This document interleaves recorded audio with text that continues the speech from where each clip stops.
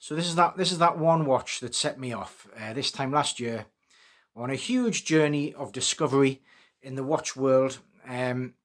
Obsessive YouTube hours spent, and all as a result of this one Breitling. It's got a lot of things I would look for in a watch. You know, a coloured second hand, a rail track minute hand around the edge. It's 44mm wide, so fairly chunky, and a whopping 16.5mm thick. 16.5. You've got the Breitling logo there. I like the little sort of studs around the bezel.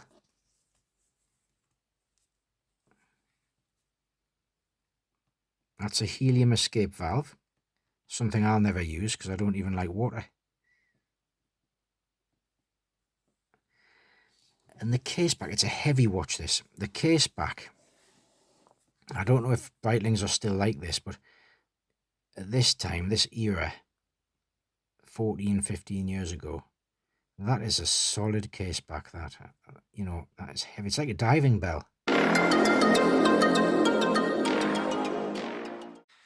So this was a step into the unknown for me, really. I'd never spent more than £250 on a watch.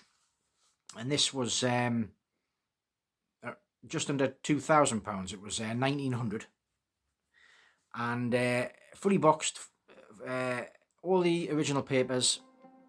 I've been very happy with it. It was a good buy. I think these watches were around 3,000 or 4,000 new. Immense diver's watch this. It's COSC certified with a movement, so it's a certified chronometer, which basically means exceptional timekeeping. But the depth rating is 2,000 meters. I hadn't quite realised that that's a little bit ridiculous. Most modern dive watches are around 150 meters to 300 meters. I think the Rolex Submariner is 300 meters, and this thing is 2,000 meters. It's got lots of things going on the dial. I don't know if you can see the little concentric rings.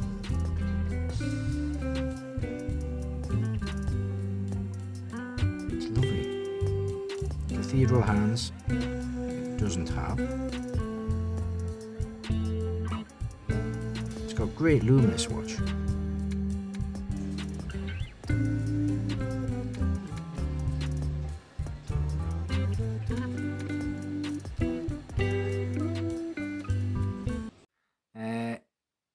I'd never spent anything like this on a watch before, and so it was out of my comfort zone. It's funny how you get used to that, and that becomes your new comfort zone. That will apply to a lot of things, really. So here's this Breitling Superocean Steelfish, circa 2008. It was made at a time when Breitling was its own company.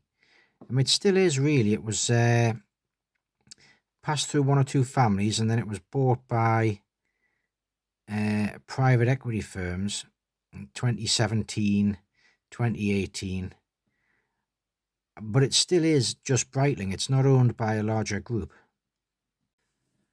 So let's see what Breitling were doing in 2008 and what you get for your £1,900 these days. Well, what I would say about this watch, it's got excellent timekeeping. It's an ETA movement 2824 modified. Breitling call it the caliber 17, which I think is really, it might still be in use, so it certainly was until recently. We've got a brushed bezel with polished sides and these little studs. Signed crown. Polished sides. Very well polished. I mean, this is 14 years old. There's not many marks on it, really. very well finely brushed lugs on the top surface. It plays with the light.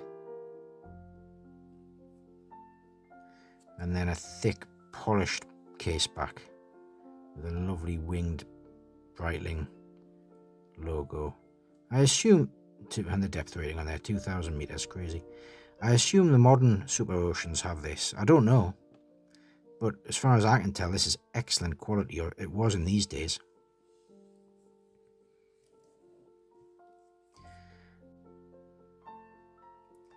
Crystal is spotless and unmarked, although there are little blemishes on it now. And I believe that's the AR coating. It's got a few layers of AR anti-reflective coating on here. And I think that's it's just starting to go in a few little areas, which is quite normal.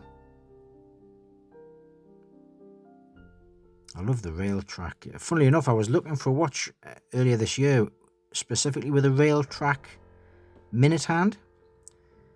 And when I went to my watch box, I realised that I already had one. This. COSC certified chronometer. I've had a lot of YouTube comments on my previous videos about entering this world of watch collecting, which I did a year ago with this watch. And these comments are generally, get out now. It's not a hobby, it's an illness. And there's an element of truth to that. It does get a hold of you.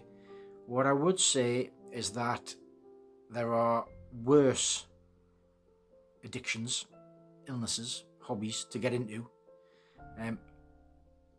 For example, I started this channel based on this.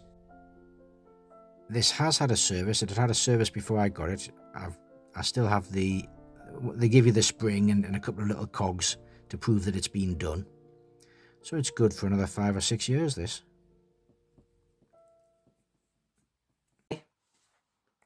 I didn't know much about watches at the time, and this is the watch that when I left it for 2 days, I was going to take it back because I thought it had broken.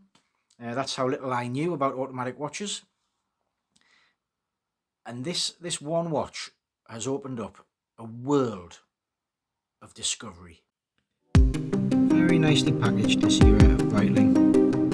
Got the presentation box, which is lovely. And then your little pouch. Watch inside there.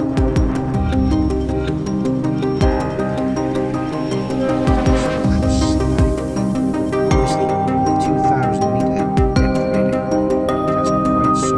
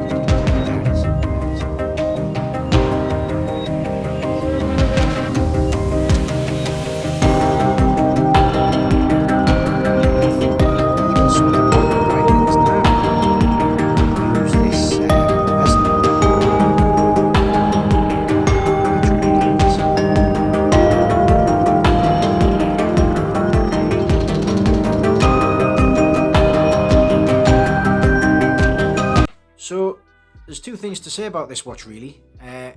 On the one hand, would I recommend buying a used Breitling or a used luxury watch? Well, yes, I would. On my experience, I have a few now.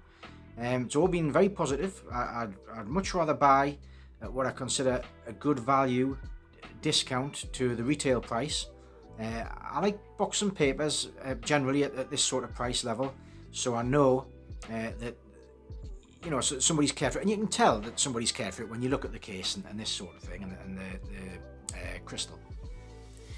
The other thing that I would say is it, if you do go down the route of buying your first luxury watch, what a can of worms it can open. It changes your life forever, but not in a bad way.